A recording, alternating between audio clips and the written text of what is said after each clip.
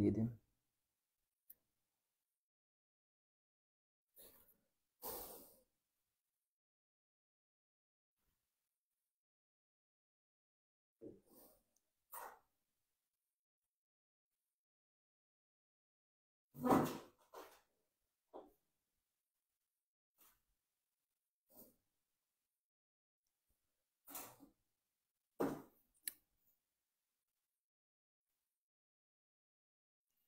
আচ্ছা, সুপ্রিয় শিক্ষার্থীবৃন্দ, প্রিয় মেডিকেল ভর্তি ইচ্ছুক শিক্ষার্থী যারা ছিলে, তাদের আজকের স্বপ্নের যে স্বপ্নটা ছিল তোমাদের বাস্তবায়ন করার উদ্দেশ্যে, একজন ডাক্তার হওয়ার জন্য, একজন পারফেক্ট একটা মানুষ হিসেবে ডাক্তার বেশে মানুষকে সেবা করার জন্য যে সম্ভাবনা তোমাদের ছিল, আজকে আজকে ছিল সেই সম্ভাবনা দ্বার প্রান্তে পৌঁছানোর একটা দিন। আচ্ছা, সবাইকে শুভ অপরাহ্ন এবং শুভ বিকেল, যেটাই বলো না কেন, বলে ক্লাস শুরু করতে যাচ্ছি আমরা। যেটা আজকে সলভিং করব, প্রথমেই তোমাদেরকে বলবো যে আমার কথাটি ক্লিয়ারলি শুনতে পারতেছো কিনা একটু আমাদেরকে কাইন্ডলি একটু জানাও, তারপর আমরা শুরু করব। আমার সাউন্ডটি ক্লিয়ার কিনা একটু জানাতে থাকো তোমরা।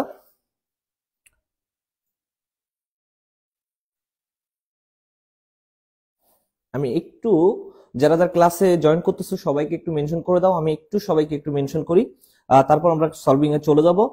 কেমন হলো তোমাদের পরীক্ষা, কোশ্চেন তো কেমন ছিল, সবকিছু নিয়ে আলোচনা করব। একটু আমাকে একটু সময় দিই, তোমাদেরকে একটু সময় নিয়ে সবাইকে একটু মেনশন করতে থাকো।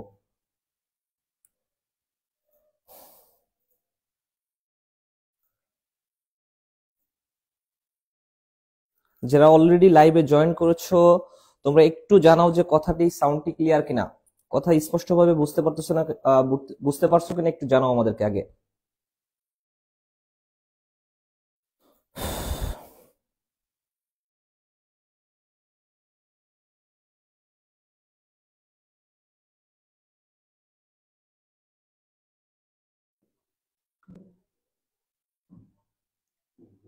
ক্লিয়ার?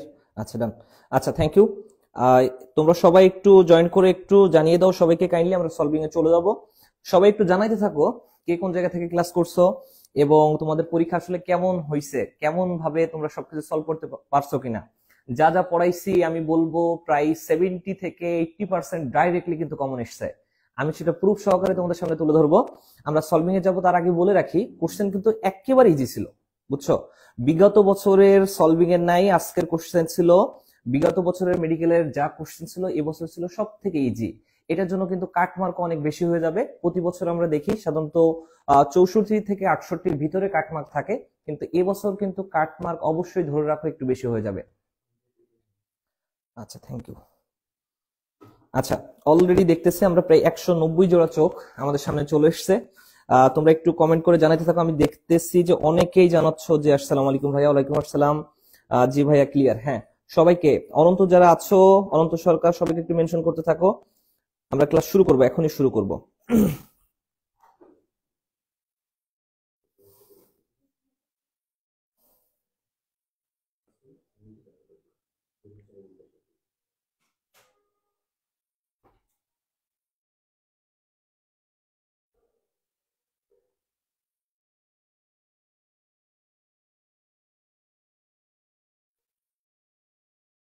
একটু টাইম নিচ্ছি আমি, একটু সেকেন্ড টাইম, আমি একটু টাইম নিই তোমাদের সামনে।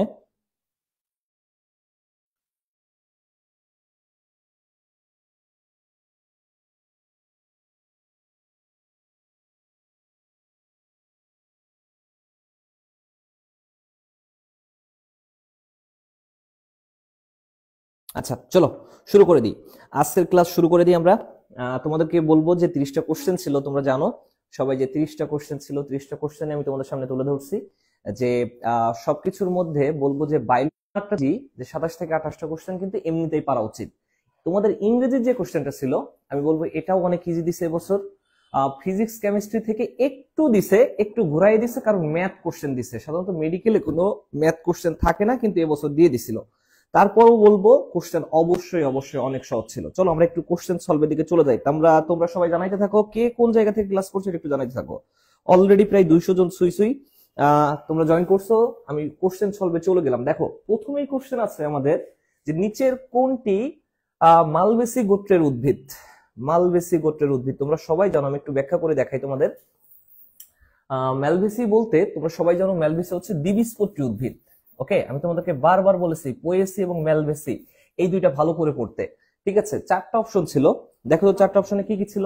কার্পাস তুলা, আখ, জব এবং চোর কাটা। দেখছো চারটা কোশ্চেনই কিন্তু, চারটা অপশন যে চারটা, এর মধ্যে ইজিলি তুমি এটা সিলেক্ট করতে পারো। কিভাবে সিলেক্ট করতে পারো দেখো, আখ তোমরা জানো এটা একবীজপত্রী অর্থাৎ পোয়েসি। জব এটাও কিন্তু একবীজপত্রী। ওকে, চোর কাটা এটাও কিন্তু একবীজপত্রী। ওকে, এটাও কিন্তু একবীজপত্রী।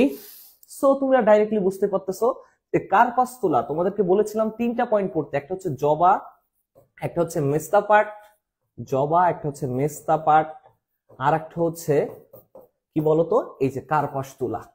এই তিনটা পয়েন্ট বলেছিলাম ভালো করে উদাহরণ হিসেবে পড়তে, উইথ সাইন্টিফিক নেম সহকারে পড়তে বলেছিলাম কিন্তু। ওকে, আচ্ছা সবাই একটু কমেন্ট করে জানাতে থাকো কে কোন ব্রাঞ্চ থেকে আজকে ক্লাস করতেছো এবং কারা কারা মেডিকেল পরীক্ষা দিছো এবং তোমাদের পরীক্ষাটা কেমন হয়েছে, আর কতগুলা বায়োলজি কমন পাইছো, যতগুলো পড়াইছি তার ভিতরে কতগুলো কমন ছিল তোমরা একটু জানাইতে থাকো তো, কাইন্ডলি একটু জানাও, ব্যস্ত করে জানাও।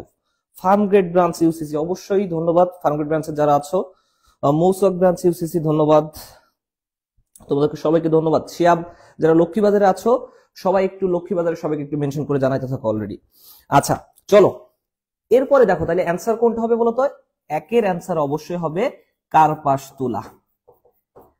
তোমাদের উদ্দেশ্যে বলবো যারা সামনে ঢাকা ইউনিভার্সিটি এক্সাম দিতে যাচ্ছ তাদের জন্য এই পয়েন্ট থেকে কোশ্চেন হবে, কারণ নগ্নবীজী আবৃতবীজী উদ্ভিদ থেকে যদি কোনো কোশ্চেন থাকে অবশ্যই পোয়েসি এবং ম্যালভেসি এই দুইটা পয়েন্ট কিন্তু খুব ভালো করে পড়তে হবে, প্রত্যেকটার বৈশিষ্ট্য এবং উদাহরণ। আবারও বলে দেই, সামনে যারা ভার্সিটির পরীক্ষা দিবা বৈশিষ্ট্য প্লাস উদাহরণ দুইটাই পড়তে হবে, বৈশিষ্ট্য প্লাস উদাহরণ দুইটাই পড়া বাধ্যতামূলক। চলো এরপরে দেখি আমরা যে কোশ্চেন 2 নম্বরটা আছে, চলো একটু শুরু করি। কোষ বিভাজনের সময় কোষ প্লেট তৈরিতে সাহায্য করে কোনটি? কোষ বিভাজনের সময় কোষ প্লেট তৈরি করতে সাহায্য করে কোনটি? আচ্ছা আমি তোমাদেরকে বলেছিলাম যে প্রথম অধ্যায় অর্থাৎ কোষ ও কোষের গঠন যদি পড়তে হয় এই অধ্যায়ের প্রত্যেকটা অঙ্গাণুর কাজ পড়া ইম্পর্টেন্ট, কারণ কাজ থেকে প্রতি বছর মেডিকেল একটা করে কোশ্চেন থাকে, প্রতি বছরের ন্যায়। তাহলে দেখো এবছরও কিন্তু কোশ্চেন দিয়ে দিছে এখান থেকে।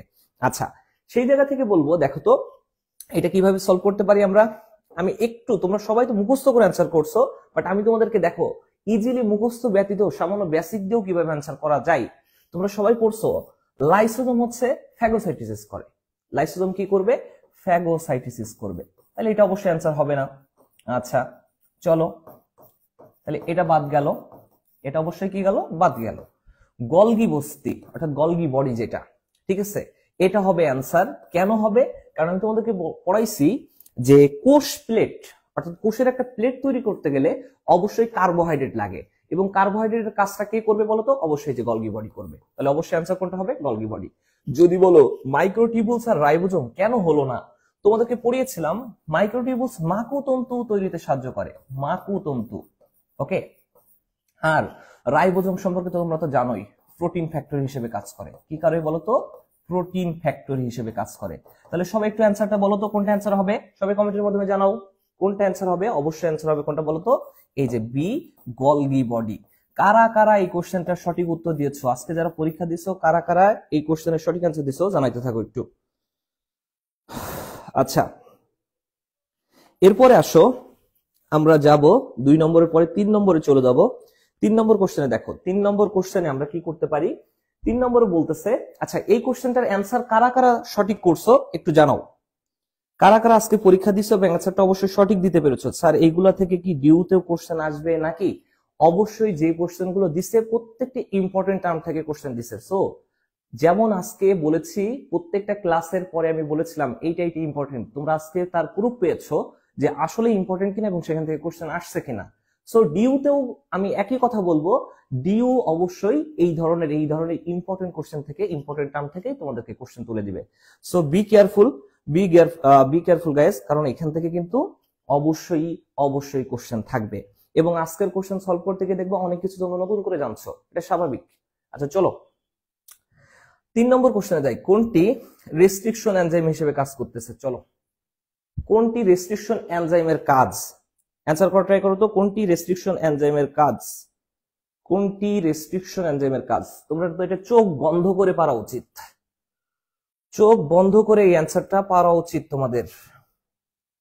রেস্ট্রিকশন এনজাইম, কিছু পারো আর না পারো, রেস্ট্রিকশন এনজাইম কিসের জন্য ইউজ করি আমরা? কোন একটা ডিএনএ কে কর্তন করতে বা কোন একটা ডিএনএ কে কাটতে আমরা ইউজ করি কোনটা? Restriction enzyme. সবাই জানো, ঠিক আছে? ডিএনএ কে কাটতে বা কর্তন করতে কোনটা লাগে? রেস্ট্রিকশন এনজাইম লাগে। সো চোখ কান নাক বুঝে তুমি একটাই খুঁজে বের করবা, কোথায় এখানে আছে কাঙ্ক্ষিত ডিএনএ কে নির্দিষ্ট স্থানে ছেদন করা। এটা অ্যান্সার কি হবে? অবশ্যই 3-এর ডি হবে। তাহলে 3-এর কত হবে বলো তো? ডি। এটা হবে অ্যান্সার। এখন যদি বলো এখান থেকে আর কিছু পয়েন্ট আপনি আমাদেরকে ক্লিয়ার করে দেন। আমি তোমাদেরকে যখন প্রথম অধ্যায় পড়িয়েছিলাম এবং বায়োটেকনোলজি দুইটাই যখন পড়িয়েছি, আমি কিন্তু বলেছি যে অবশ্যই কয়েকটা এনজাইম অর্থাৎ ডিএনএ রেপ্লিকেশনের জন্য কোন কোন এনজাইম কাজ করতেছে এটা পড়তে হবে। একটা ছক আছে ডাইরেক্টলি, ছকের কিন্তু আমি বলে দিয়েছিলাম পড়তে। যেমন আমি তোমাদেরকে দেখো ডিএনএ খণ্ডকে জোড়া লাগানো পড়িয়েছি, জোড়া লাগাইতে কি লাগবে বলো তো? Ligase enzyme. এটা ঢাকা ইউনিভার্সিটির জন্য আসবে, এতটা ইম্পর্টেন্ট, ঢাকা ইউনিভার্সিটি দিয়ে দিবে এটা। আচ্ছা, নির্দিষ্ট জিনে রিকম্বিনেন্ট ডিএনএ প্রবেশ করাইতে কার লাগবে? ব্যাকটেরিয়া লাগবে। তোমরা সবাই জানো প্রবেশ করাইতে কি লাগবে বলো তো? ব্যাকটেরিয়া লাগবে। আচ্ছা, আরো একটা পয়েন্ট বলে দিই, সেটা হচ্ছে ডিএনএ এর প্যাচ খুলতে কোন এনজাইম লাগে? এটাও নোট করে রাখো আজকের ক্লাসে। ডিএনএ এর প্যাচ খুলতে কিন্তু সাহায্য করবে কোনটা বলো তো? ডিএনএ এর প্যাচ খুলতে সাহায্য করবে অবশ্যই তোমাদের হচ্ছে হেলিকেজ এনজাইম। ডান। এবার যে কোশ্চেনটা আছে তোমাদের 4 নম্বর কোশ্চেনটা, অ্যাসথেটিক সার্জারি অর্থাৎ অ্যাস্থেটিক সার্জারি হবে। অ্যাস্থেটিক সার্জারির জনক কে? এটা একটু সাধারণ জ্ঞান রিলেটেড কোশ্চেন, এটা তোমাদের বইতে নাই বাট দিয়ে দিছে। এটা এমন কোশ্চেন দিয়ে দিলে কিছু করার থাকবে না, বাট তোমাদেরকে বলবো যে এই কোশ্চেন গুলো একটু অ্যাভয়েড করার জন্য, যদি কেউ জেনে থাকো অ্যান্সার করতে পারো, ঠিক আছে? এই কোশ্চেনটা অ্যাভয়েড করাই বেটার, বাট যদি কেউ জেনে থাকো করতে পারো। আচ্ছা চলো 4 নম্বর কোশ্চেনটা তাহলে একটু অ্যান্সার করা ট্রাই করি। অ্যাসথেটিক সার্জারির জনক কে? অ্যাসথেটিক সার্জারির জনক কে বলো তো? অ্যাসথেটিক সার্জারির জনক হচ্ছে অবশ্যই জোসেফ লিস্টার। এটা একটু মুখস্থ করার মতো কোশ্চেন। কে বলো তো? Joseph Lister. অর্থাৎ কি অ্যান্সার হবে? বি হবে অ্যান্সার, জোসেফ লিস্টার। ঠিক আছে, এখন যদি বলতে হয় জোসেফ লিস্টার, মনে রাখো এই জোসেফ লিস্টার ছিলেন একজন ব্রিটিশ সায়েন্টিস্ট, হ্যাঁ, ব্রিটিশ সার্জারিস্ট আর কি। এটা নিয়ে একটু ডিফিকাল্ট কোশ্চেন দিচ্ছে, এটা এমন থাকে প্রতি বছর 2-1টা কোশ্চেন এমন থাকে, এটা যে জানবে সে অ্যান্সার করবে, কিছু জিনিস ছেড়ে দিতে হয়। ইউনিভার্সিটির কোশ্চেনের ক্ষেত্রে সব কোশ্চেন অ্যান্সার করতে হয় না, কিছু জিনিস জানতে হয় যে কোনটা আমার জন্য, কোনটা আমাকে ছেড়ে দিতে হবে। তুমি এটা যদি এই ফাঁদে পা দিয়ে থাকো, তুমি যদি না জেনে অ্যান্সার করো, তুমি জানো যে 0.25 মার্ক কাটা যাবে।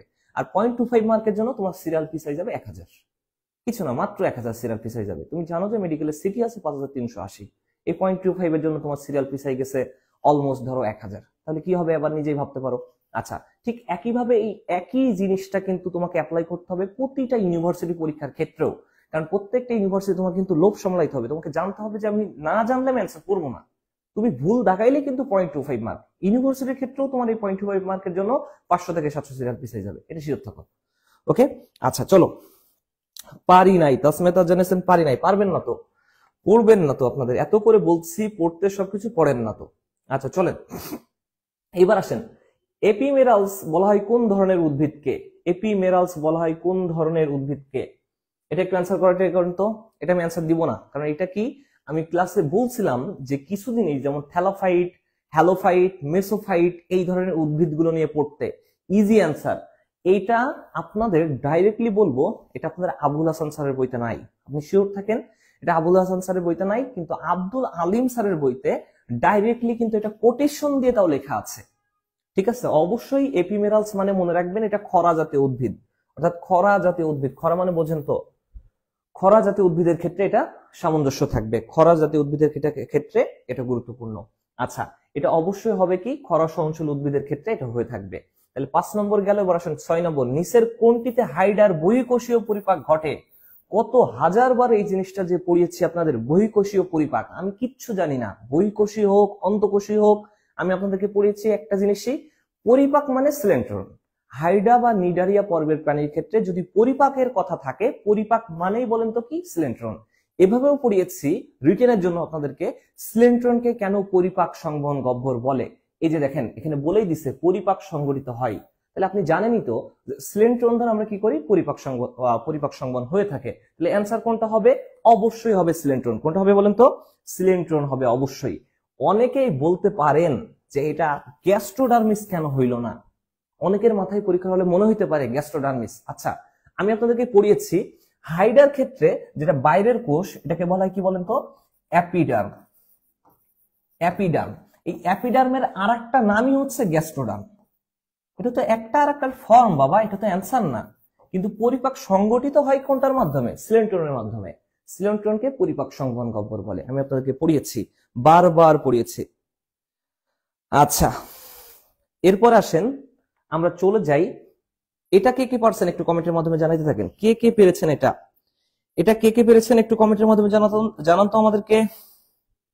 যারা যারা অ্যাম্বিশনের ক্লাসে জয়েন করছেন তাদেরকে সবাইকে বলবো আপনাদের জন্য ইম্পর্টেন্ট, কারণ এগুলো কিন্তু মেডিকেল যেহেতু আপনারা সামনে দিবেন, আপনাদের নিয়ে আমি নতুন করে স্বপ্ন দেখেছি যে আমার প্রত্যেকটা স্টুডেন্ট এখানে নিজ হাতে করে তৈরি করেছি সেই ফার্স্ট ইয়ার থেকে। সো আপনাদেরকেও বলবো আপনারা এখন থেকে মেডিকেলের কোশ্চেনটা ভালো করে দেখতে থাকেন। এবছরের কোশ্চেন দেখে আপনি আগে থেকে একটু সতর্ক হন কেমন ভাবে আপনাদের পড়া লাগবে। সো আপনি খাদিজা আছেন, খাদিজাকে বলবো আপনারা হচ্ছে একটু অ্যাম্বিশনের যারা আছেন সবাইকে একটু জয়েন করতে বলেন ক্লাসে ইমিডিয়েটলি। আচ্ছা, আপনারা একটু 7 নম্বর কোশ্চেনটা দেখেন, আমি তারপর হচ্ছে আপনাদেরকে সলভ করে দিচ্ছি। 7 নম্বর কোশ্চেনটা দেখে অ্যান্সার করতে থাকেন। 7 নম্বর কোশ্চেন দেখে অ্যান্সার করার ট্রাই করেন, আপনারা অ্যান্সার করতে থাকেন 7 নম্বরটা।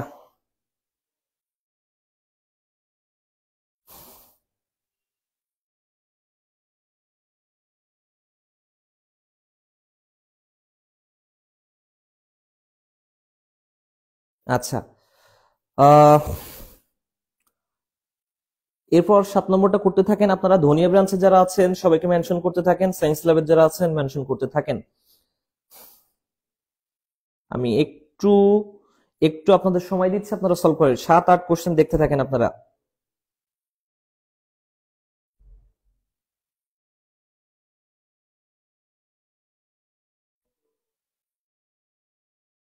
আচ্ছা, এবার আসেন সলভ করি, দেখি কারা কারা অ্যান্সার কি করলেন, আমি একটু দেখি। 7 নম্বর অ্যান্সারটা কি করছেন, 7-এর গ সবাই জানিয়েছেন, 7-এর গ হাইপোথ্যালামাস। গুড, যারা 7 নম্বর অ্যান্সার করতে পেরেছেন তাদেরকে কনগ্রাচুলেশনস, কারণ এটা থেকে কিন্তু আমি বারবার বলেছি মস্তিষ্ক থেকে আপনার একটা টার্ম হবে। মেডিকেল পরীক্ষা দিবেন আর আপনার মস্তিষ্ক সম্পর্কে একটা পরীক্ষা কোশ্চেন থাকবে না, এই ধারণা রাখাটাই আপনাদের ভুল। কারণ আমি আপনাকে বলেছি তো মস্তিষ্ক থেকে একটা কোশ্চেন থাকবেই, স্নায়ুতন্ত্র থেকে একটা কোশ্চেন থাকবেই, করটিক স্নায়ু 12 জোড়া, এই করটিক স্নায়ু 12 জোড়া স্নায়ু থেকে কোশ্চেন এসছে, আমি একটু পরে সলভ করবো। চলেন এটাকে সলভ করি। মস্তিষ্কের কোন অংশ মানুষের ক্ষুধা নিয়ন্ত্রণ করে, কোন অংশ ক্ষুধা নিয়ন্ত্রণ করে? আচ্ছা, আমি আপনাদেরকে বারবার পড়িয়েছি মস্তিষ্কের 3টা পার্ট থাকে, একটা হচ্ছে অগ্র, একটা হচ্ছে মধ্য, আর একটা হচ্ছে পশ্চাৎ। এই অগ্র মস্তিষ্কের আবার 3টা ইম্পর্টেন্ট টার্ম আছে, একটা নাম সেরেব্রাম, একটা নাম হচ্ছে থ্যালামাস, আর একটা হচ্ছে হাইপোথ্যালামাস। এই 3টা জিনিসের কাজ ভয়াবহ লেভেলের ইম্পর্টেন্ট। আচ্ছা, সেই জায়গা থেকে চলেন আমি অ্যান্সারটা দেখাই আপনাদেরকে। ডাইরেক্টলি বলেছিলাম যে ক্ষুধা নিয়ন্ত্রণ করে, এই জাতীয় কথা যদি থাকে তাহলে অবশ্যই অ্যান্সার হবে কোনটা বলেন তো, হাইপোথ্যালামাস। আরো একটা পয়েন্ট আছে হাইপোথ্যালামাসের ক্ষেত্রে, এটা কিন্তু হাইপোথ্যালামাস আমাদের বডির দেহের তাপও নিয়ন্ত্রণ করে। 2টা পয়েন্টই লিখে দিলাম, দেহের তাপও নিয়ন্ত্রণ করবে কোনটা, হাইপোথ্যালামাস। এটাও কিন্তু ঢাকা ইউনিভার্সিটিতে একবার এসেছে। সো আপনি দেখেন কোশ্চেন সলভ করলে আপনার ধারণা বাড়বে যে কোন জায়গা থেকে কোশ্চেন আসতে পারে। আচ্ছা, মেডুলা অবলঙ্গটা এটা হচ্ছে মস্তিষ্কের খণ্ডিত অংশ যেটা একটাটা আরেকটাতে জয়েন করে দেয়, যেমন আপনার পশ্চাৎ মস্তিষ্কের অংশ পন্স মেডুলা অবলঙ্গটা আপনারা জানেন। এটা সেরেবেলাম সম্পর্কে, সেরেবেলাম আর একটা হচ্ছে সেরিব্রাম, ঠিক আছে? সেরিব্রাম না সেরেব্রাম হবে।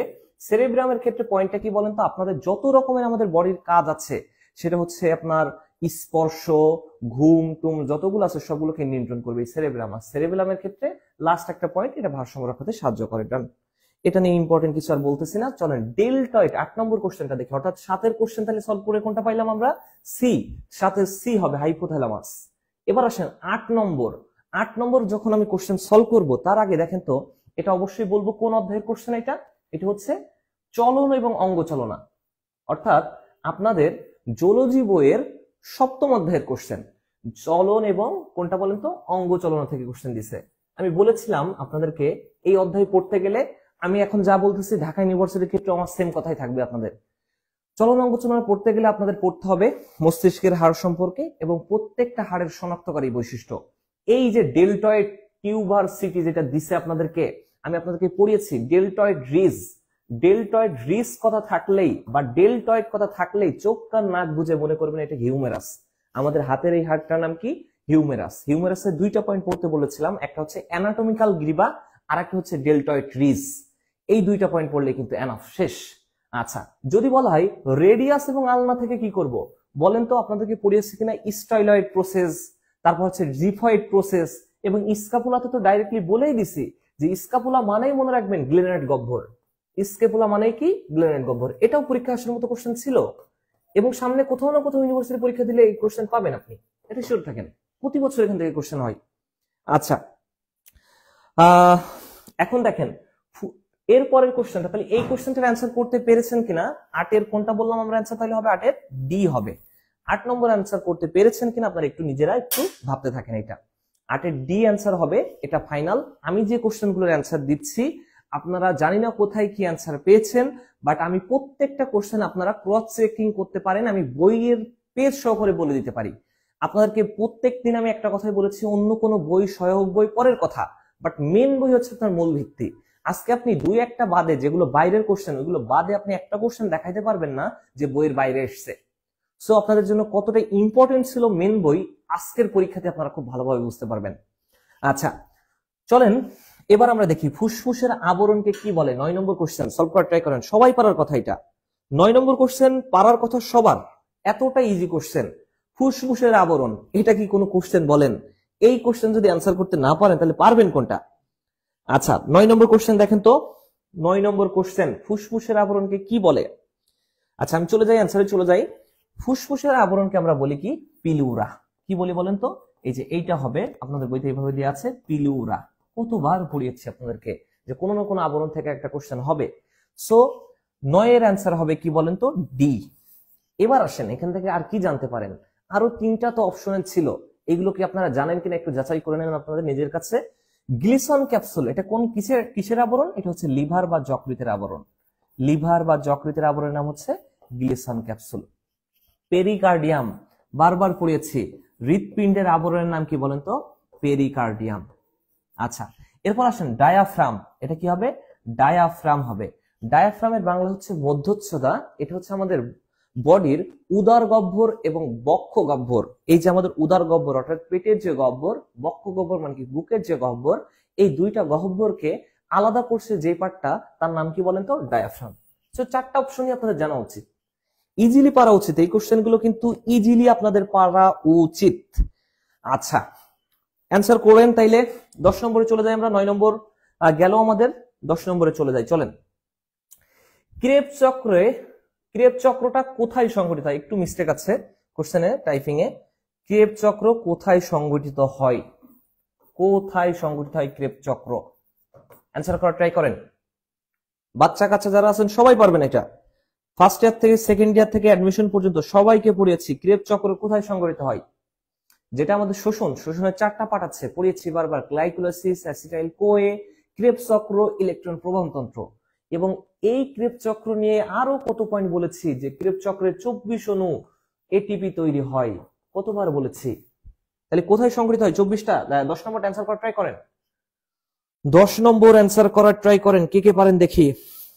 প্রথমে জানিয়েছেন ইমরান হোসেন ইমরান, 10 এর বি সাইটোপ্লাজম। আচ্ছা শিয়াব জানিয়েছেন 10 এর এ। আচ্ছা অ্যান্সার দেখলে তো মনে হয় 4টাই জমজ ভাই। অবশ্যই আপনাকে এইভাবেই পরীক্ষার কোশ্চেনে এমনই থাকবে। আপনি এটা ইউনিভার্সিটির পরীক্ষা দিচ্ছেন, এটা মেডিকেলের পরীক্ষা দিচ্ছেন, আপনাকে এমন ভাবে দিবে না যে আপনি ইজিলি সিলেক্ট করতে পারেন। আপনাকে প্রত্যেকটা, সেটা ইংরেজি হোক, সেটা বাংলা হোক, সেটা সাধারণ জ্ঞান হোক, সেটা বায়োলজি হোক, ফিজিক্স হোক, কেমিস্ট্রি হোক, সব ক্ষেত্রে একই রকম হবে। অপশন 4টা দেখে মনে হবে 4টাই, আপনাকে তো বাছাই করতে হবে সেইভাবে। আচ্ছা এই তো বাচ্চারা দিচ্ছেন সবাই যে 10 এর এ মাইটোকন্ড্রিয়াতে, এটা সবার পারা উচিত আমি মনে করি। ইয়েস, এটা অ্যান্সার কত হবে? 10 এর এ, অর্থাৎ কি বলেন তো? মাইটোকন্ড্রিয়া। আপনাদেরকে পড়িয়েছি, শুধুমাত্র একটা হবে আলাদা, সেটা হচ্ছে গ্লাইকোলাইসিস। এই গ্লাইকোলাইসিস হয় শুধুমাত্র সাইটোপ্লাজমে। যদি বলতো গ্লাইকোলাইসিস কোথায় হয়, তাইলে আপনারা বলতেন কোথায়? সাইটোপ্লাজমে। বাকি যেগুলো আছে তার কোথায় হবে? এগুলা মাইটোকন্ড্রিয়াতে হবে। এবং মাইটোকন্ড্রিয়াকে আমরা কেন কোষের পাওয়ার হাউস বলি এটাও আপনাদের পড়ানোর সময় বলেছিলাম যে এই যে ক্রেব চক্র এটা হচ্ছে কি বলেন তো মাইটোকন্ড্রিয়াতে সংঘটিত হবে, কারণ ক্রেব চক্রতেই 24 এটিপি তৈরি হয়। আমরা যে চলাফেরা করি এটার জন্য 38 এটিপি লাগে, তার মধ্যে 24 এটিপি তৈরি হয় কোথায় বলেন তো, এই যে ক্রেব চক্রে। আচ্ছা, এবার আসেন কোনটি মানুষের দ্বিতীয় মস্তিষ্ক নামে পরিচিত কোনটি? এটা একটু অ্যান্সার করার ট্রাই করেন। 11 একটু অ্যান্সার করার ট্রাই করেন। আচ্ছা, সবাই 10 নম্বরটা ক্লিয়ারলি বুঝতে পেরেছেন কিনা, যে কেন সাইটোপ্লাজম হলো না? একটু জানান তো সবাই বুঝতে পেরেছেন কিনা? 10 নম্বর কেন সাইটোপ্লাজম হলো না এটা বুঝতে পেরেছেন কিনা একটু জানান আগে আমাদেরকে। 10 নম্বর কেন সাইটোপ্লাজম হলো না, মাইটোকন্ড্রিয়া হয়েছে, বুঝতে পেরেছেন কিনা? ইজিলি পেরেছে না কি করছে রেজাল্টের পর বোঝা যাবে। সবাই বলছে একের পরীক্ষা দিয়েছে, অবশ্যই একের পরীক্ষা দিয়েছে ছোট ভাই। কারণ আমি এই জন্য বলতেছি, আমার স্টুডেন্টের প্রতি আমার পূর্ণ ভরসা আছে, যাদেরকে মেডিকেলের জন্য পড়িয়েছি। আমি এবছরও কিছু ডাক্তার পাচ্ছি, এটুকু আমি কথা দিচ্ছি আপনাদের সামনে। আসলে এই বছরও কিছু ডাক্তার পাচ্ছি, এটা ডাইরেক্টলি বলতেছি, আপনাদের কাছে গর্ব করেই বলতেছি এটা, যে এবছরও কিছু ডাক্তার পেতে যাচ্ছি, ইনশাল্লাহ তাদের ভালো কিছু হবে। আচ্ছা চলেন, সবার আগে আমি এসএমএস দিই, বাট আপনি আমার এসএমএস পড়েন না। কষ্ট অনন্ত সরকার, এই যে পড়ছি তো বাবা, অবশ্যই পড়ছি তো। 11 নম্বর কোশ্চেন সলভ করার ট্রাই করেন। 11 নম্বর, কোনটি মানুষের দ্বিতীয় মস্তিষ্ক নামে পরিচিত? কোনটি মানুষের দ্বিতীয় মস্তিষ্ক নামে পরিচিত? দ্বিতীয় মস্তিষ্ক নামে পরিচিত বলেন তো এটা। এটা একটু ব্যতিক্রমধর্মী কোশ্চেন দিচ্ছে আপনাদের, এটা পারার কথা না, তারপরে বলে দিই। মস্তিষ্কের ক্ষেত্রে আমাদের সকল কিছু নিয়ন্ত্রণ করে ঠিক আছে, বাট এমন কিছু জিনিস আছে, যেমন আপনার পরিপাক হবে কি হবে না, আপনি একটা খাবার খেয়েছেন, বাট এটার জন্য পরিপাক হওয়ার জন্য আলাদা করে আমার মস্তিষ্ক কোনো বার্তা দিবে কি দিবে না, এটা ডিপেন্ড করে আপনার এই অ্যান্টোরিক স্নায়ুতন্ত্রের উপরে। কোথায় বলেন তো? অ্যান্টোরিক স্নায়ুতন্ত্র, অর্থাৎ দেহের ভিতরে একটা অভ্যন্তরীণ পার্টে বিশেষ একটা স্নায়ুতন্ত্র আছে, তার নাম হচ্ছে অ্যান্টোরিক স্নায়ুতন্ত্র। এটা বিশেষ করে পরিপাকের জন্য, শোষণের জন্য বিশেষভাবে কাজ করে। এটার জন্য আপনার পিটুইটারি গ্ল্যান্ড বা অন্য কোনো হরমোন বা কোনো এনজাইমের দরকার পড়ে না, এটা নিজে নিজেই তার বার্তা দিয়ে থাকে, নিজে নিজেই সকল কাজগুলো নিয়ন্ত্রণ করতে থাকে। যদি মস্তিষ্কের কোনো বার্তা না লাগে, সেক্ষেত্রে কাজ করবে কে? অ্যান্টোরিক স্নায়ুতন্ত্র। অর্থাৎ 11 কি হবে বলেন তো? অবশ্যই বি হবে, 11 বি হবে। এই কোশ্চেনটা আপনাদের পারার কথা না, একটু বেসিক যাদের দিয়েছি, যাদের বলেছি ক্লাসে মনোযোগী ক্লাস করছেন, অ্যাটেন্টিভলি ক্লাস করছেন, তারা এই কোশ্চেনটা পারবেন, এটা আমার ভরসা আছে।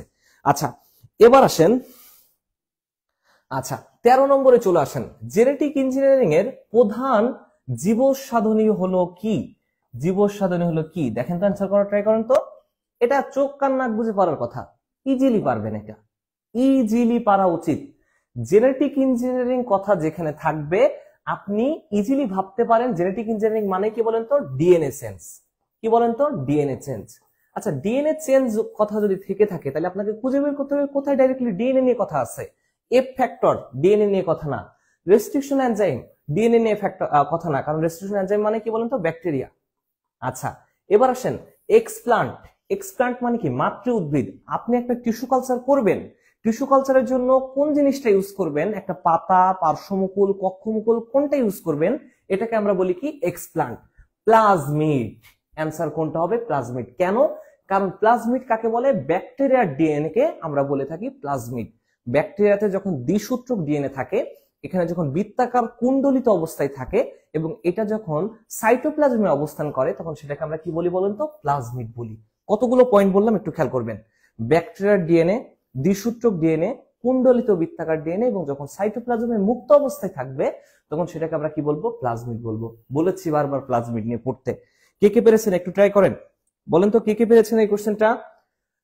13 নম্বর কে কে পেরেছেন জানাইতে থাকেন আমাদেরকে। আচ্ছা এবার আসেন, আমরা চলে যাবো 14 নম্বর। কানের কোন অংশ ভারসাম্য রক্ষা করে? কানের কোন অংশ ভারসাম্য রক্ষা করে? 14 নম্বর, চলুন সলভ করি। কানের কোন অংশ ভারসাম্য রক্ষায় কাজ করে? কর্ণাস্থি, ভেস্টিবুলার যন্ত্র, টিম্প্যানিক পর্দা, ককলিয়ার বডি, কোনটা হইতে পারে? চলেন সলভ করি। 14 নম্বর থেকে যখন বলছে কানের ভারসাম্য, আচ্ছা প্রথম কথা বলে রাখি, আমাদের বডিতে যদি কোনো ভারসাম্য রক্ষা নিয়ে কোনো প্রশ্ন থাকে, মনে রাখবেন কোনটা হবে অবশ্যই বলেন তো? অবশ্যই কান হচ্ছে আমাদের দেহের ভারসাম্য রক্ষা করে থাকে। কানের একটা বিশেষ জিনিস আছে, বিশেষ একটা পার্ট আছে, সেটার নাম হচ্ছে ইউট্রিকুলাস। কি বলেন তো? ইউট্রিকুলাস। কানের সেই পার্টটার নাম হচ্ছে ইউট্রিকুলাস। এখন আপনাদের অপশনে কিন্তু ইউট্রিকুলাস নাই, তাই ইউট্রিকুলাসের ভিতরে কিছু পার্ট আছে, তার একটা নাম হচ্ছে ভেস্টিবুলার যন্ত্র। এই ভেস্টিবুলার যন্ত্র কি বলেন তো? আমাদের অবশ্যই মনে রাখেন যে ভারসাম্য রক্ষায় কাজ করে। আরো ইম্পর্টেন্টলি দুইটা পয়েন্ট বলি, কানের দুইটা কাজ, একটা হচ্ছে আমাদের শুনতে সাহায্য করবে, আর একটা হচ্ছে ভারসাম্য রক্ষা করতে সাহায্য করবে। যদি দিত কানের কোন অংশ শুনতে সাহায্য করে, মনে রাখেন সেক্ষেত্রে কি হবে? ককলিয়া। কি হবে বলেন তো? ককলিয়া। আর যেহেতু ভারসাম্য রক্ষার জন্য কাজ দিছে, কথা দিছে, এটা হয়তো ইউট্রিকুলাস, যেহেতু অপশনে নাই তাহলে অবশ্যই অ্যান্সার হবে কোনটা? ভেস্টিবুলার যন্ত্র। আরো একটু ক্লিয়ার করে বলতে গেলে কর্ণাস্থি কেন হইল না? কর্ণাস্থির ক্ষেত্রে আপনারা জানেন এটা আমাদের হচ্ছে মানবদের সব থেকে ক্ষুদ্র হাড়, এবং কানের যে মানে 6টা হাড় আছে, অর্থাৎ তার মধ্যে ম্যালিয়াস, ইনকাস, স্টেপিস, সেটার মধ্যে একটা হচ্ছে এই যে কর্ণাস্থি। আচ্ছা, এবার আসেন টিম্পেনিক পর্দা। কানের ক্ষেত্রে একটা বিশেষ পার্ট বা মেমব্রেন আছে, সেটাকে আমরা টিম্পেনিক পর্দা বলি। আর একটা হচ্ছে ককলিয়ার বডি। এই যে ককলিয়ার বডি বলেছি তো, ককলিয়া হচ্ছে কিসের জন্য সাহায্য করে? শুনতে সাহায্য করে। তাহলে আপনি ইজিলি বলতে পারেন যে অ্যান্সার কোনটা হবে? ভেস্টিবুলার যন্ত্র। অর্থাৎ 14 কত? বি। 14 কত হবে বলেন তো? বি হবে। জান। আচ্ছা, এবার আসেন আমরা চলে যাই 15 নম্বর। কোন হরমোনটি মানুষের ডিম্বাশয় থেকে নিঃসৃত হয়? অর্থাৎ ডিম্বাশয় থেকে কোন হরমোন নিঃসরিত হয়? এটা কিন্তু অবশ্যই বলবো ইম্পর্টেন্ট ছিল, অবশ্যই একটা গুরুত্বপূর্ণ এবং একটা ম্যাজিক্যাল কোশ্চেন দিচ্ছে, কারণ প্রতি বছর এখান থেকে কোশ্চেন হওয়ার কথা। শুক্রাণু, ডিম্বাণু, ডিম্বাশয়, শুক্রাশয়, এখান থেকে একটা কোশ্চেন থাকবে, এটাই বাস্তবতা, কারণ মেডিকেল পরীক্ষা দিচ্ছেন, এগুলো থাকবেই। আচ্ছা, এই জায়গা থেকে চলে যাই। আমরা জানি ডিম্বাশয় থেকে অবশ্যই কোনটা হবে বলেন তো? প্রোজেক্টেরন না, এটা হবে প্রোজেস্টেরন। প্রোজেস্টেরন, প্রোজেস্টেরন, প্রোজেস্টেরন খরিত হবে, নিঃসৃত হবে। তাহলে মানুষের ডিম্বাশয় থেকে কোনটা নিঃসৃত হবে? অবশ্যই মনে রাখেন প্রোজেস্টেরন নিঃসৃত হবে। আচ্ছা, আরো যদি কেউ ইজিলি জানতে চান, এর সাথে আরো একটা হরমোন থাকে, তার নাম হচ্ছে ইস্ট্রোজেন। আপনাদেরকে পড়িয়েছি ইস্ট্রোজেন এবং প্রোজেস্টেরন, এই হচ্ছে দুইটা বিশেষ হরমোন, যেটা কোথা থেকে নিঃসৃত হয়? ডিম্বাশয় থেকে নিঃসৃত হয়। তাহলে অ্যান্সার কোনটা হবে? 15 সি হবে, অক্সিটোসিন হরমোন। এটা কেন হইল না? অক্সিটোসিন হরমোন খরিত হয় কোথা থেকে জানেন? এটা অক্সিটোসিন খরিত হয় অগ্র পিটুইটারি থেকে। কোথা থেকে? অগ্র পিটুইটারি। পিটুইটারি গ্ল্যান্ড নিয়ে পড়িয়েছি আপনাদেরকে। অগ্র পিটুইটারি গ্ল্যান্ড থেকে কোনটা খরিত হয়? আপনার হচ্ছে অক্সিটোসিন। এটার কাজ কি সেটাও বলে দিই। যখন মা গর্ভধারণ করে তখন সার্ভিক্স গাত্রের দৈর্ঘ্য 20 গুণ পর্যন্ত বৃদ্ধি করে দেয়, 20 গুণ পর্যন্ত বৃদ্ধি করে এই অক্সিটোসিন হরমোন। আচ্ছা, প্রোলেকটিন, আপনারা এটা সবাই জানেন, প্রোলেকটিন হচ্ছে পিটুইটারিতে আছে। থাইরোনিন, এটা হবে থাইরেনিন, এটা হবে আপনার থাইরয়েড গ্রন্থি থেকে খরিত হয়। কোথা থেকে? থাইরয়েড গ্রন্থি থেকে। আপনাদেরকে বলেছিলাম আজকের ক্লাসে অনেক তথ্য জানবেন, এটাই হচ্ছে তার প্রুফ। প্রত্যেকটা পয়েন্ট নোট করেন, জীবনে কাজে দিবে, প্রত্যেকটা পয়েন্ট ইম্পর্টেন্ট। তাহলে আমরা ধাপে ধাপে 15টা সলভ করতে পেরেছি। এরপরে চলে আসেন জুলজি পার্টে চলে যাই। জুলজির বিশেষ কিছু কোশ্চেন এখানে আছে। কোন অ্যান্টিবডি প্রধানত অ্যালার্জির সাথে জড়িত? আপনাদেরকে বলেছিলাম মানবদের প্রতিরক্ষা থেকে 3টা পয়েন্ট ইম্পর্টেন্ট, হয় ভ্যাকসিন থেকে কোশ্চেন দিবে, নাই আপনার এই অ্যান্টিবডি থেকে কোশ্চেন দিবে, আর না হলে আপনাদের কিছু কিছু অঙ্গাণু বলেছিলাম সেই অঙ্গাণু থেকে কোশ্চেন দিবে। দেখেন চলে এসছে অ্যান্টিবডি থেকে কোশ্চেন। আপনাদেরকে পড়িয়েছি অ্যালার্জির কথা মনে রাখতে। অ্যালার্জি মানে কি? এই যে E for allergy, E for কি? অ্যান্টিবডি, শেষ। অর্থাৎ অ্যালার্জির জন্য কোন অ্যান্টিবডি লাগবে? আইজিই। এটা কিন্তু গুরুত্বপূর্ণ ছিল, ঠিক আছে? আপনাদেরকে পড়িয়েছিলাম দুর্লভ অ্যান্টিবডি, এগুলো কিন্তু সবগুলো এখানে আছে, একটু মনোযোগ দিয়ে দেখেন। আচ্ছা, আরো যদি বলতে হয় আইজিএ, অর্থাৎ ইমিউনো, আইজির পূর্ণরূপ জানেন তো? আবার অনেকে হয়তো আইজির পূর্ণরূপও জানেন না। What is the meaning of IG? Immunoglobulin. আপনাকে এখানে বোঝাচ্ছে অ্যান্টিবডি সিস্টেমের কথা বোঝাচ্ছে। এটা কিন্তু 5 প্রকার আছে, 5 প্রকারের মধ্যে এখানে 4টা দিয়ে আছে, আপনারা আরেকটা আলাদা করে পড়তে হবে। আমি বলেছিলাম অ্যান্টিবডির পার্সেন্টেজ পড়বেন, কোথা থেকে পাচ্ছি এবং তার কাজ কি, এই পয়েন্টগুলো পড়তে। তার মধ্যে একটা দিয়ে দিছে অ্যালার্জির জন্য কাজ করে কোনটা? অবশ্যই ইমিউনোগ্লোবিন ই। আচ্ছা, চলেন চলে যাই 17 নম্বর কোশ্চেন। তাহলে 16 অ্যান্সার কোনটা হবে বলেন তো? ডি হবে কিন্তু। ওকে, 17, ভাইরাসের বংশবৃদ্ধিতে পোষকের কোন অঙ্গাণুতে প্রোটিন তৈরি হয়? পোষকের কোন অঙ্গাণুতে প্রোটিন তৈরি হয়? দেখেন 17 নম্বর অ্যান্সার করা ট্রাই করেন। নোটস করলে গিফট পাই না তাই করি না, সবসময় গিফট প্রয়োজন হয় না, কিছু জিনিস নিজের জানার জন্য করেন। যখন নিজের জানার জন্য করবেন তখনই কিন্তু আপনি কিছু শিখতে পারবেন, এটা শিওর থাকেন। আচ্ছা চলেন তাহলে আমরা দেখি ভাইরাসের বংশবৃদ্ধিতে পোষকের কোন অংশ কাজ করে। 17 নম্বর কোশ্চেন, অ্যান্সার করা ট্রাই করেন। 17 নম্বর, ভাইরাসের বংশবৃদ্ধিতে পোষকের কোন অঙ্গ? আপনারা জানেন বলছে প্রোটিন তৈরি। প্রোটিন তৈরির জন্য কোনটা লাগবে, এটা কি অ্যান্সার করা লাগবে? আই থিঙ্ক এটা বলাও লাগবে না, আপনাদের সবারই পারার কথা। 18 নম্বর আসেন, টিস্যু কালচারের প্রাথমিক লক্ষ্য কি? আচ্ছা এটা একটা সিম্পল কোশ্চেন ছিল। টিস্যু কালচার আমরা কেন করি? আমরা একটা ল্যাবে আমরা যে টিস্যু কালচার করব, কেন করব? কম সময়ে বেশি চারা উৎপন্ন করব। প্রথম কথা, রোগ জীবাণু মুক্ত এবং কম সময়ে বেশি চারা উৎপন্ন করব। অপশন খুঁজে বের করেন কোথায় আছে বেশি চারার কথা। দেখেন উন্নত বীজ তৈরি করা না, এটা আমাদের অপশন হবে না, তাহলে এটা বাদ। নতুন ধরনের টিস্যু তৈরি করা না, অধিক পরিমাণ টিস্যু তৈরি করা না, অর্থাৎ প্রচুর পরিমাণে নতুন চারা তৈরি করা এবং অল্প সময়ে, এই পয়েন্টটাও থাকা উচিত ছিল। তাহলে এটা কি হবে? 18D হবে। ওকে ডান। চলো যান 19 নম্বর কোশ্চেনে। 19 নম্বর কোশ্চেন খেয়াল করেন। 19 নম্বরে বলতেছে নিচের কোনটি পিউরিন বেজ? এটা কিন্তু নাইট্রোজেন বেস সুগার থেকে দিয়ে দিছে। আপনারা জানেন আমরা পড়ছি পিউরিন এবং পাইরিমিডিন, দুইটা পয়েন্ট পড়ছি। দেখেন তো পিউরিন আর একটা কি ছিল বলেন তো? পাইরিমিডিন। পিউরিন আর একটা কি? পাইরিমিডিন। পিউরিন আর একটা কি আছে? পাইরিমিডিন। চলেন পিউরিন এবং পাইরিমিডিন থেকে কি কোশ্চেন পড়তে পারি? আমরা বলেছিলাম এইভাবে পড়তে, পিউরিন হচ্ছে এজি অর্থাৎ অ্যাডিনিন এবং গুয়ানিন। পাইরিমিডিনে কি কি পড়বেন? সাইটোসিন, ঠিক আছে, সাইটোসিন, ইউরাসিল, ঠিক আছে, আরেকটা কি বলেন তো? থায়ামিন। আরেকটা কি? থায়ামিন। থায়ামিন। এই পয়েন্টগুলো পড়তে হবে। এই 5টা জিনিস পড়তে পারবেন না তাহলে মেডিকেল কেন পরীক্ষা দিবেন? তাহলে খুঁজে বের করেন অ্যাডিনিন কোথায় আছে। পিউরিন বেস, এই যে adenine, D, 19 D. Uracil, cytosine, thymine. দেখেন এই 3টা পয়েন্টই আছে কোথায়? 3টা পয়েন্টই এই যে এটা 3টা ছিল কি বলেন তো? পাইরিমিডিন। তাহলে পিউরিন বেস কোনটা হবে? অ্যাডিনিন, অথবা কোনটা হইতো? গুয়ানিন। শেষ। আচ্ছা এবার আসেন মানব দেহে সপ্তম করটিক স্নায়ুর নাম কি? মানব দেহের সপ্তম করটিক স্নায়ুর নাম 20 নম্বর কোশ্চেনটা সলভ করা ট্রাই করেন। আমি বলবো এটা যদি না পারেন তাইলে আর কি করলেন? আমি বলেছি 12 জোড়া করটিক স্নায়ু পড়তেই হবে। মেডিকেল ভর্তি যারা ছিলেন, মেডিকেল পরীক্ষায় যদি চান্স পেতে চান, এইখান থেকে একটা কোশ্চেন প্রতি বছর দেয়। এখান থেকে কিন্তু এই বছর আবারও কোশ্চেন দিয়েছে। সেটা হচ্ছে কি? সপ্তম করটিক স্নায়ুর নাম। আচ্ছা চলেন এটা একটু সলভ করা ট্রাই করি আমরা। আচ্ছা সপ্তম করটিক স্নায়ুর নাম, এটা কিন্তু মুখস্থ বেস পড়া, তারপর আমি আপনাদেরকে একটু আলাদা করে দেখাই। সেটা হচ্ছে ফেসিয়াল স্নায়ু হবে কত? সপ্তম স্নায়ু। কেন? আমি আপনাদেরকে ভেগাস স্নায়ু পড়াইছি যেটা শোষণের জন্য কাজ করে, আপনারা জানেন এটা 10 নম্বর স্নায়ু। অপটিক স্নায়ু অর্থাৎ আমাদের দেখার জন্য, দর্শনের জন্য যে স্নায়ু কাজ করে, এটা হচ্ছে 2 নম্বর স্নায়ু। কত নম্বর বলেন তো? 2 নম্বর স্নায়ু। ফেসিয়াল স্নায়ু হচ্ছে 7 নম্বর স্নায়ু। আর যদি বলেন ট্রক্লিয়ার স্নায়ু, এটা কত নম্বর ছিল? এটা সাধারণত 4 নম্বর স্নায়ু। এই পয়েন্টগুলো যদি না পারেন তাহলে কেমনে হবে বলেন? যে জিনিসগুলো আপনি আগে থেকেই পরীক্ষা দেওয়ার আগেই শিওর হচ্ছেন যেখান থেকে কোশ্চেন হইতে পারে, তাহলে কেন বাদ রাখবেন এগুলো পড়া? আচ্ছা আই থিঙ্ক যাদেরকে পড়িয়েছি তারা সবাই পারার কথা। এবার আসেন অ্যানজিওপ্লাস্টি করলে কি হয়? 21 নম্বর সলভ করার ট্রাই করেন। অ্যানজিওপ্লাস্টি কখন করা হয়? অনেকে এখনো পর্যন্ত জানেন না। যখন আপনার হৃৎপিণ্ড আর রক্ত পরিবহন করতে পারছে না, ইজিলি দেহের প্রতিটা কোষে রক্ত সাপ্লাই করতে পারতেছে না, সরবরাহ করতে পারতেছে না, তখন আপনার কি করা প্রয়োজন? অ্যানজিওপ্লাস্টি করা প্রয়োজন।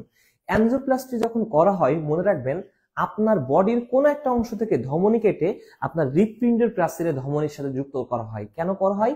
যাতে ধমনী আপনার হয়ে গেছে সরু, চিকন, এটাকে নির্দিষ্ট আকারে নিয়ে যেতে হবে, তখনই আপনার কি হবে? রক্ত স্বাভাবিকভাবে পরিবহন হইতে পারবে। আচ্ছা সেটার জন্য অবশ্যই তাহলে কি হবে? সরু ধমনী প্রশস্ত হয়, হৃদস্পন্দন গভীর, গতি ধীর হয়, রক্ত সঞ্চালনের গতি বৃদ্ধি পায়। তাহলে অবশ্যই অ্যানজিওপ্লাস্টি করলে কি হয়? মনে রাখবেন সরু ধমনী কি হবে? প্রশস্ত হবে। 4টা অপশনই দেখতে মনে হবে কিন্তু একই কথা। হৃদস্পন্দন বৃদ্ধি পায়, নো। হৃদস্পন্দনের গতি ধীর হয়, নো। রক্ত সঞ্চালনের গতি বৃদ্ধি পায়, এটা আর এটার মধ্যে কিন্তু একটু প্যাস লেগে যেতে পারে, মনেই হইতে পারে দুইটাই জমজ বাচ্চা, কিন্তু আসলে না। এটা একটু ডাইরেক্টলি বলতে গেলে সরু ধমনী কি হবে? প্রশস্ত হবে। আচ্ছা ডান। তাহলে 21-এর কোনটা করলাম আমরা? বি হবে। চলেন কোন কোষ 22 নম্বর চলে যায়। কোন কোষ হেপারিন তৈরি ও নিঃসরণ করে? কোন কোষ? হেপারিন রক্তের পার্ট থেকে বলেছিলাম কয়েকটা জিনিস পড়তে, তার মধ্যে হেপারিন একটা পার্ট ছিল। আচ্ছা, হেপারিনের কথা আগে বলে নিই। হেপারিন করেটা কি আপনার বডিতে? আমার বডিতে যখন রক্ত চলতেছে, সরবরাহ হচ্ছে, কখনো কি দেখছেন দেহের ভিতরে রক্ত জমাট বাঁধে? কখনো কিন্তু রক্ত জমাট বাঁধবে না। যদি রক্ত জমাট বাঁধে তাহলে কি হবে? কিছুক্ষণের মধ্যে আপনি খাতাম গায়া, গুড বাই টাটা, কিছুক্ষণের মধ্যে আপনি পটল তোলা শুরু করে দেবেন, আমি আপনি সবাই মারা যাবো। এটাই হচ্ছে বাস্তবতা। যদি রক্ত জমাট বাঁধা বডির কোনো জায়গায় শুরু করে, রক্ত জমাট বাঁধে কখন? যখন রক্ত বের হবে দেখবেন কিছুক্ষণের মধ্যে রক্ত জমাট বেঁধে গেছে। এখন কথা হচ্ছে বডির ভিতরে যে রক্ত জমাট বাঁধে না, কোন পার্টের কারণে বা কোন রাসায়নিক পদার্থের কারণে, এবং সেটা কোন জায়গা থেকে খরিত হয়? প্রথম কথা, এই হেপারিন পদার্থটা আছে বলে, অর্থাৎ এই রাসায়নিক পদার্থটা আছে বলে আমাদের বডিতে কি হবে না? কখনোই রক্ত জমাট বাঁধবে না। এটা যখন দেহের বাইরে আসতেছে, অক্সিজেনের সংস্পর্শে যাওয়ার পর এটা নষ্ট হয়ে যায়, তখনই আমার দেহের বাইরে আসলে কি হয়? রক্ত জমাট বাঁধে। প্রশ্ন হচ্ছে, কোশ্চেন এসেছে আপনাদের, কোথা থেকে হেপারিন নিঃসৃত হয়? আমি আপনাদেরকে পড়িয়েছিলাম নিউট্রোফিল, ইউসিনোফিল, বেসোফিল, তিনটাই পড়তে হবে। সেই বেসোফিল থেকে কি হয় বলেন তো? হেপারিন নিঃসৃত হয়। পড়িয়েছিলাম এইভাবে যে হেপারিন আর হিস্টামিন, এই দুইটা পয়েন্ট এইভাবেই পড়িয়েছি, খেয়াল করে দেখেন। হেপারিন এবং হিস্টামিন যদিও রোগ প্রতিরোধ ক্ষমতা বৃদ্ধি করে, এই দুইটা জিনিস কোথা থেকে খরিত হয়? বেসোফিল থেকে খরিত হয়। যদি নিউট্রোফিল আর মোনোসাইট, এই দুইটা পয়েন্ট থেকে পড়িয়েছি যে নিউট্রোফিল এবং মোনোসাইট দুইটাই হচ্ছে ফ্যাগোসাইটোসিসের জন্য গুরুত্বপূর্ণ। কিসের জন্য বলেন তো? ফ্যাগোসাইটোসিসের জন্য। ওকে, আই থিঙ্ক সবাই ক্লিয়ার হয়েছেন। আচ্ছা, সবাই ক্লিয়ার হয়েছেন আমি জানি। টুকটুক করে অ্যান্সার করার ট্রাই করতেছেন আপনারা, ধন্যবাদ আপনাদেরকে। চলে যাই, ডাকটাস কুভিরি রুই মাছের কোন তন্ত্রের অংশ? 23 নম্বর কে পারবেন দেখি? 23 নম্বর অ্যান্সারটা করার জন্য কে রেডি আছেন দেখি? ডাকটাস কুভির, এটা হবে ডাকটাস কুভিয়া আর কি। এটা রুই মাছের একটা পার্ট। রুই মাছের কোন পার্ট সেটা একটু অ্যান্সার করেন। শোষণতন্ত্র, শিরাতন্ত্র, না ধমনীতন্ত্র? ডাকটাস কুভিহি 23 নম্বর, কেউ কি পারবেন? 23 নম্বর অ্যান্সার করতে কি আসলে কেউ পারবেন? আমার তো মনে হয় না, কারণ এটা একটু জটিল আছে। কারণ এখান থেকে এটা শিরাতন্ত্র হবে, এটা হবে শিরাতন্ত্র। জাস্ট মিনিট, শিরাতন্ত্র, ঠিক আছে, বানান ভুল করছে, টাইপিং মিস্টেক। শিরাতন্ত্র না ধমনীতন্ত্র, এই দুইটার মধ্যে মিস্টেক আছে, মানে দুইটার মধ্যে তালগোল পাকাই যাবে। আচ্ছা, আমি একটু মনে করাই দিই আপনাদেরকে। আমরা ধমনীতন্ত্র নিয়ে খুব ভালো করে পড়ছিলাম। একটা হচ্ছে বহির্বাহী ব্রাঙ্কিয়াল ধমনী, আর একটা হচ্ছে অন্তর্বাহী ব্রাঙ্কিয়াল ধমনী। এই অন্তর্বাহী ব্রাঙ্কিয়াল ধমনীর পার্ট যখন চলে গেল, তখন বহির্বাহী ব্রাঙ্কিয়াল ধমনী আসলো। কিন্তু আপনারা মনে করে দেখেন, যখন অন্তর্বাহী ব্রাঙ্কিয়াল ধমনী পড়ছিলাম, ওখানে একটা ইম্পর্টেন্ট পার্ট ছিল, কি বলেন তো? ডাকটাস কুভিহি, ঠিক আছে, ডাকটাস কুভিহি। কিন্তু পয়েন্ট হচ্ছে, এটা কিন্তু আসে শিরাতন্ত্র থেকে। এটা তৈরি হয় কোন জায়গা থেকে? শিরাতন্ত্র থেকে। কিন্তু যুক্ত হয় কোথায় গিয়ে? ধমনীতন্ত্রে গিয়ে। এই পয়েন্টটাই সবাই কিন্তু আজকে তালগোল পাকাই গেছে, ঠিক আছে, এই পয়েন্টটাই কিন্তু সবাই তালগোল পাকাইছে আজকে। আচ্ছা, চলেন 24 নম্বর সলভ করি এবার। 24 নম্বর, পেসমেকারের কাজ কি? বারবার পড়িয়েছি সাইনোয়াট্রিয়াল নোড, মনে করে দেখেন তো। সাইনোয়াট্রিয়াল নোড নিয়ে কতবার পড়িয়েছি? সাইনোয়াট্রিয়াল নোড বলেছিলাম এসএএন নোড নিয়ে পড়তে। এসএওন, সাইনোয়াট্রিয়াল নোড, এটাকে কি বলে? পেসমেকার বলে, প্রাকৃতিক পেসমেকার। প্রাকৃতিক পেসমেকারের কাজটা কি ছিল? আমাদের ডান অলিন্দ থেকে বাম অলিন্দে যে কোনো একটা বার্তা পৌঁছাই দিতে অন্যতম কাজ ছিল। তাহলে অবশ্যই হৃৎপিণ্ডের ক্ষেত্রে কি হবে? হৃৎপিণ্ডের যে কোনো একটা জিনিসকে নিয়ন্ত্রণ করবে এটা। তাহলে আসেন অপশন খুঁজে পড়ি, খুঁজে দেখি। রক্তকে তরল রাখে, কোনোদিন না। এটা কাজ করবে তো হৃৎপিণ্ডে। রক্তের সাথে কোনো সংযুক্ত না। রক্ত সঞ্চালন বৃদ্ধি করবে, নো। হৃদরোগ প্রতিরোধ করে না। সাইনোয়াট্রিয়াল নোড যে হৃদরোগ প্রতিরোধ করবে এমন কোনো কথা না, যদিও হৃদরোগ কথা চলে এসেছে, হার্টের সাথে সংযুক্ত, বাট এটা হবে না, কারণ এটা প্রতিরোধ করতে পারবে না। তাহলে হৃদস্পন্দনের ধীর গতি নিয়ন্ত্রণ করে। অ্যান্সার হবে কোনটা বলেন তো? হৃদস্পন্দনের ধীর গতি। কোনো কারণে অক্সিজেন গ্রহণ করতে পারছেন না, তখন আপনার বডিতে শ্বাসকষ্ট হওয়া শুরু করতেছে, এই টাইমে কাজগুলো কে করবে? নিয়ন্ত্রণ করবে টোটালি সাইনোয়াট্রিয়াল নোড। এই পয়েন্টগুলো একটু মাথায় দেখেন। চলে যাই 25 নম্বর কোশ্চেন সলভিং এ। 25 নম্বর, 25-এর এ অলরেডি জানিয়েছেন। জেনেটিক ভাবে নিয়ন্ত্রিত কোষের মৃত্যুকে কি বলে? কোষের মৃত্যু দুই ভাবে হয়, একটা হচ্ছে অ্যাপোপ্টোসিস, আর একটা নাম ছিল নেক্রোসিস। নেক্রোসিস দিয়ে পড়াইছিলাম, নেক্রে বাঘ, এটা কিন্তু ভয়ঙ্কর। তাহলে আপনাদেরকে পড়িয়েছিলাম বিষাক্ত ভাবে কোনো একটা জিনিসের কারণে যদি কোষের মৃত্যু ঘটে, তার নাম কি হয়? নেক্রোসিস। আর জেনেটিক্যালি মৃত্যু, আমার বাবার অথবা আমার দাদার কারো একটা কোষের মৃত্যু ঘটছে, সেটা আমার বডিতে এসেও আমার সেই সেম কোষেরই মৃত্যু ঘটলো, এটা কি জেনেটিক্যালি মৃত্যু, অর্থাৎ আমার বংশ পরম্পরা এটা চলতে থাকবে। এই ধরনের মৃত্যুকে আমরা কি বলি? জেনেটিক ভাবে নিয়ন্ত্রিত কোষের মৃত্যুকে আমরা তাহলে কি বলবো?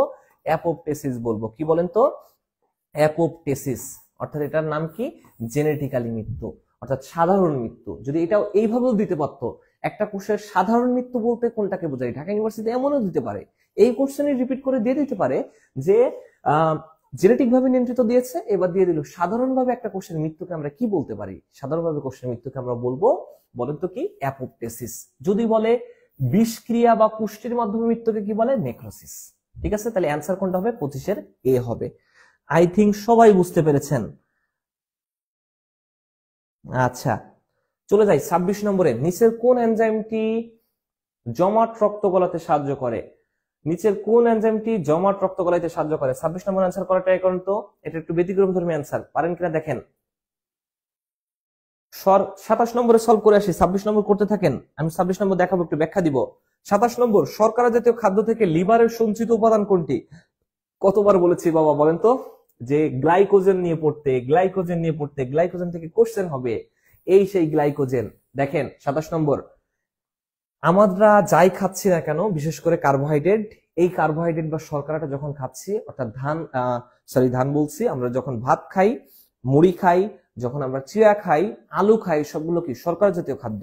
রুটি খাই, সব শর্করা জাতীয় খাদ্য। এই শর্করা জাতীয় খাদ্যটা যখন আমাদের লিভারে বা যকৃতে জমা হয়, তখন এটা গ্লাইকোজেন আকারে জমা হয়। 1000 বার পড়িয়েছি, 1000 বার। আচ্ছা চলেন এবার চলে যাই 28 নম্বর। পূর্ণবয়স্ক মানুষের 2 বৃক্কে প্রতি মিনিটে মোট রক্ত সঞ্চালনের পরিমাণ কত? পূর্ণবয়স্ক, এটা তো চোখ কান নাক বুঝে পারার কথা। 125 ml মুখস্থ করার কোশ্চেন, এটা বোঝানোর কিছু নাই, এটা হচ্ছে মুখস্থ করতে হবে। 29, কোনটির উপস্থিতিতে স্নেহ পদার্থের ইমালসিফিকেশন হয়? বারবার বলেছি ক্ষুদ্রান্ত্র নিয়ে ভালো করে পড়তে। ইমালসিফিকেশন কখন? যখন আমাদের ক্ষুদ্রান্ত্রে কোন একটা চর্বি জাতীয় খাবার যায়, এই চর্বি জাতীয় খাবার পরিপাকের সময় সাবানের ফেনার মতো তৈরি করে। এটাও পরীক্ষায় দিয়ে দিতে পারতো। ইমালসিফিকেশন বলতে খাদ্য পরিপাকের সময় কেমন হয় খাবারটা, লিখে রাখেন। ইমালসিফিকেশন মানে সাবানের ফেনার মতো হবে খাবারটা, যখন পরিপাক হয়ে যাবে দেখতে মনে হবে সাবানের ফেনার মতো। ওকে, কথা হচ্ছে কোশ্চেন দিছে আপনাদের, কোশ্চেনটা দিছে কি বলেন তো? কোনটির উপস্থিতিতে ইমালসিফিকেশন হবে? এটার অ্যান্সার হবে বাইল সল্ট। বাইস না, বাইল সল্ট হবে এটা, বাইল সল্ট। আপনারা একটু মনে করেন sodium taurocholate, sodium glycocholate, potassium glycocholate, এই পয়েন্টগুলো ছিল বাইল সল্টে, পড়িয়েছি আপনাদেরকে। সো অবশ্যই অ্যান্সার কোনটা হবে? Bile salt. এনজাইমও না, ভিটামিনও না, হরমোনও না, রিমাইন্ড ইট। লাস্ট কোশ্চেন আপনাদের জন্য আজকে। Recombinant DNA, recombinant DNA technology না টেকনোলজি, রিকম্বিনেন্ট ডিএনএ টেকনোলজি সৃষ্টি উদ্ভিদকে কি বলে? বলেন তো, এই কোশ্চেন কি পারবেন না? রিকম্বিনেন্ট ডিএনএ টেকনোলজি অবশ্যই কোনটা? ট্রান্সজেনিক উদ্ভিদ। কোনটা বলেন তো? ট্রান্সজেনিক। কারণ কি? আপনি একটা উদ্ভিদের ডিএনএ, সাপোজ আমি পড়িয়েছি এইভাবেই যে আপনারা সাপোজ একটা গাছে 10টা ফল ধরলো, আর একটা গাছে ফল ধরছে 5টা। বিজ্ঞানীরা গবেষণা করলো তখন যে একটা গাছে 10টা ফল ধরলো এবং 10টাই ভালো, বাকি আর একটা গাছে ধরলো 5টা, কেন? তাহলে ওই 10টা গাছের মধ্যে এমন কোন বৈশিষ্ট্য আছে যার কারণে কি তার ফল হচ্ছে বেশি, তার ফলন হচ্ছে বেশি। তাহলে ওই গাছটার ডিএনএটা যদি সে সংগ্রহ করতে পারে, সংগ্রহ করে যদি আর একটা বাকি যেগুলো উদ্ভিদ আছে সবগুলোতে যেগুলো কম ফল ধরছে ওগুলোর ভিতরে যদি পুশ করে দিতে পারে, প্রবেশ করাইতে পারে, তখন কি হবে বলেন তো? প্রত্যেকটা উদ্ভিদের ক্ষেত্রে কি সেম টু সেম ফলাফল আসবে। এখন এই যে ডিএনএ টেকনোলজি ইউজ করে, অর্থাৎ ডিএনএ কে পরিবর্তন করে নতুন একটা উদ্ভিদ তৈরি করলাম আমরা, এটাকে বলবো ট্রান্সজেনিক উদ্ভিদ। কতবার বলেছি। এখান থেকে ঢাকা ইউনিভার্সিটিতে যে কোশ্চেন আসতে পারে, দেখেন এই ডিএনএ টেকনোলজি তৈরি করতে গেলে একটা ব্যাকটেরিয়া থেকে আরেকটা ব্যাকটেরিয়াতে ডিএনএ স্থানান্তর করতে হয়। কোন ব্যাকটেরিয়া ইউজ হবে বা কোন ব্যাকটেরিয়ার মাধ্যমে একটা ডিএনএ আরেকটা ডিএনএ তে স্থানান্তর করা যায়, সেটা হচ্ছে পড়িয়েছি অ্যাগ্রোব্যাকটেরিয়াম টিউমিফেসিয়ান্স। কি বলেন তো? অ্যাগ্রোব্যাকটেরিয়াম টিউমিফেসিয়ান্স। কি বলেন তো? Tumefaciens. Very very important question. এমন কোশ্চেন তো দিবেই, এটাই হচ্ছে সত্য কথা। আচ্ছা, আপনাদের 30টার মধ্যে যারা মেডিকেল পরীক্ষার্থী ছিলেন, বলেন তো কয়টা পেরেছেন আপনারা? পারফেক্টলি অ্যান্সার করতে পেরেছেন কতজন এবং কতটি? এবং কোশ্চেন আপনাদের কাছে যারা ক্লাসে আছেন এই মুহূর্তে 190 জন আছেন আমি দেখতেছি, 190 জোড়া চোখ আমাদের সামনে আছে। তাদেরকে বলবো যে মেডিকেল পরীক্ষা যে দিলেন আপনাদের কাছে কোশ্চেন কেমন লেগেছে, কেমন পড়িয়েছিলাম, তার ভিতরে কেমন কমন আছে এবং দিন শেষে ফলাফল ভালো পেতে পারি কিনা। আমি আবারও দেখতে পারছি যে অবশ্যই যে আমার সামনে কয়েক জোড়া ডাক্তার থাকবে, অনেকেই আমি অলরেডি ফোন পেয়েছি, তারা ভালো ভালো পরীক্ষা দিয়েছে। সৃষ্টিকর্তার অশেষ রহমতে, অশেষ তারা পরিশ্রম করছে। আসলে পরিশ্রম করলে আপনি তার সফলতা পাবেন, এটাই হচ্ছে বাস্তবতা। সো আপনাদের উদ্দেশ্যে লাস্ট টাইমে চলে এসেছি আমি, তারপরে বলবো যে 30টা কোশ্চেন সলভ করলাম। এগুলো আপনারা কমেন্টের মাধ্যমে জানাইতে থাকবেন যে কতগুলো কোশ্চেন আমি পড়ানোর পরে আপনাদের কমন ছিল এবং তারা আপনারা সঠিকভাবে অ্যান্সার করতে পেরেছেন কিনা। আর যারা সামনে মেডিকেল পরীক্ষা দিবেন, অনেকেই আছে এর ভিতরে আমি জানি যারা সামনে পরীক্ষা দিবেন আমার স্টুডেন্ট, তাদেরকে বলবো এখন থেকে আপনারা শিক্ষা নেন।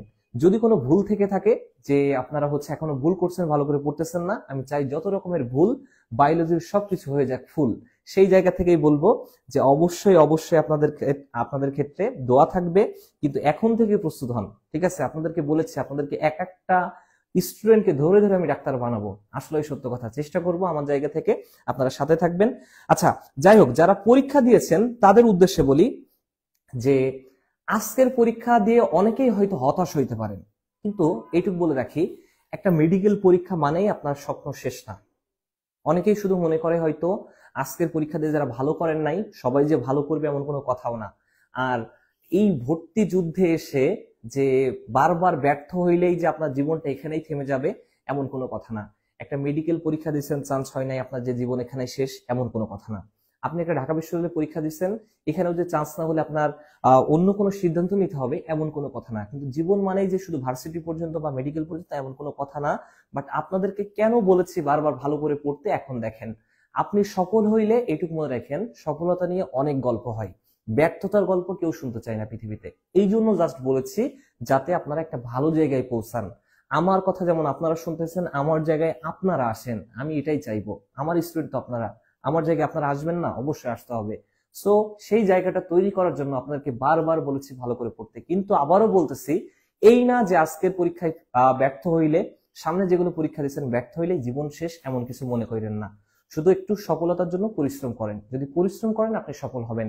কিন্তু অনেকেই আছেন হয়তো পরিশ্রম করেন নাই, তারপরও নিজেদের মধ্যে এই যে আপনাদের হচ্ছে টেনশন, হ্যাঁ, ডিমোটিভেটেড হওয়ার এই প্রবণতাগুলো আছে। আপনাদেরকে বলবো এমন কিছু কইরেন না। জীবনের মানে হচ্ছে অনেক বড়, জীবন এতটুকুতে সীমাবদ্ধ না। সো আপনাদের উদ্দেশ্যে কথা থাকবে ভালো করে একটু পরিশ্রম করেন। সামনে ঢাকা ইউনিভার্সিটির জন্য অলমোস্ট প্রায় 28 ডেজ টাইম আছে আপনাদের এখনো। 28 দিনে বিশ্ব জয় করা সম্ভব, এইটুকু বলে রাখলাম। সত্য কথা এটা, 28 দিনে বিশ্ব জয় করা সম্ভব। প্রতিদিন 24টা ঘন্টা, 24টা ঘন্টার মিনিমাম 15 ঘন্টা আপনি কাজে লাগান, জীবনে এখনো অনেক ভালো কিছু হবে। সো এই কথা বলবো। অনেকেই বলতেছেন দোয়া করেন স্যার, মেডিকেল চাই না জেএনইউ চাই। অবশ্যই সবাই যেটা চান সেটা আপনাদের ইচ্ছা পূরণ হোক, এটাই বলবো। আচ্ছা 20টা হইছে আনিকা আঞ্জুমিভা, থ্যাংক ইউ। 20টা হইলেও ভালো কিছু করবে যদি নেগেটিভ মার্কিং না থাকে। 20টার মধ্যে আবার নেগেটিভ দাগাননি তাইলে বলবো ভালো করছেন। কিন্তু আমি চাই যে আমার স্টুডেন্ট গুলো মিনিমাম এখানে 27 থেকে 28টা পারা উচিত, কিছু না হলেও 25 সবার হওয়া উচিত। যারা যারা আমার স্টুডেন্ট ছিল 25 হবেই আশা রাখি। আচ্ছা বেশি আর কথা বলতেছি না, শেষের দিকে চলে এসেছি আমরা, দীর্ঘক্ষণ লাইভে আছি। আপনাদের উদ্দেশ্যে এই কথা বলে যাচ্ছি যে আপনারা পরিশ্রম করেন, আপনাদের দিনগুলো আরো ভালোভাবে যাক। আমি সামনে আবারও আপনাদের জন্য লাইভ ক্লাস রিটেনের জন্য আমরা সবাই চেষ্টা করতেছি যাতে আপনারা ভালো কিছু পাইতে পারেন। ফিজিক্স, কেমিস্ট্রি, ম্যাথ, বায়োলজি 4টার জন্যই আমরা টিচাররা অলরেডি বসেছি। আপনাদের জন্য ভালো কিছু হবে। একাডেমিক যারা আছেন তাদের জন্য বলতেছি নতুন করে একাডেমিকও শুরু করব, এবং এটা এই মাসের ভিতরেই। সবার জন্য শুভকামনা থাকবে। আর যারা আজকে ডাক্তার হবেন তারা ট্রিট নিয়ে হাজির হয়ে যান আমার অফিসে রেজাল্টটা দিলেই। যারা রেজাল্ট খারাপ হইলেও আমাকে ফোন দিয়েন।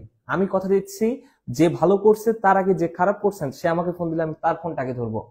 অবশ্যই সামনে এখনো বহুত যাত্রা বাকি, সামনে অনেক দূরে পথ চলাটা বাকি আপনাদের সাথে। সো কোনো কিছু নিয়ে ডিপ্রেশনে যেন না, ভালো করবেন এই আশা করে পরিশ্রম করবেন সামনের দিকে, এই আশা রেখে আজকের ক্লাস এখানে সমাপ্ত করছি। ভালো থাকেন, সুস্থ থাকেন, যত রকমের ভুল আপনাদের হয়ে যাক ফুল, এই আশা রেখে আজকের ক্লাস এখানে সমাপ্ত করলাম। আসসালামু আলাইকুম।